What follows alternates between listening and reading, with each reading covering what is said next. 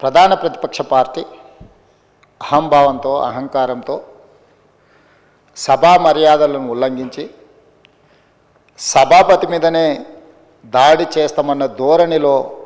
చర్చను అడ్డుకోవాలనే ప్రయత్నం చేసింది. సహజంగా మిత్రులు సాంబశివరావు గారు చెప్పినట్టు ఎవరికైనా కుర్చీలో కూర్చుంటే సహనానికి కూడా ఒక హద్దు ఉంటుంది. మీరు సహనం కోల్పోయి వాళ్ళ మీద చర్యలకు ఉపక్రమించే పరిస్థితులు వాళ్ళు కల్పించినా మీరు చాలా ఓపికతో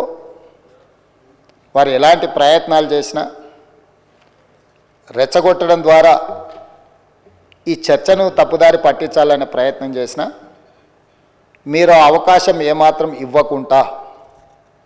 వాళ్ళంతటా వాళ్ళే సహనం చచ్చిపోయి సహకరించవలసిన పరిస్థితిని కల్పించి ఈ సభను ముందుకు నడిపించి ఇంత కీలకమైన ముఖ్యమైన ఈ చట్టాన్ని తెలంగాణ రాష్ట్ర రైతాంగానికి మేలు జరిగే విధంగా ఈరోజు కొనసాగించినందుకు మిమ్మల్ని మనస్ఫూర్తిగా అభినందిస్తూ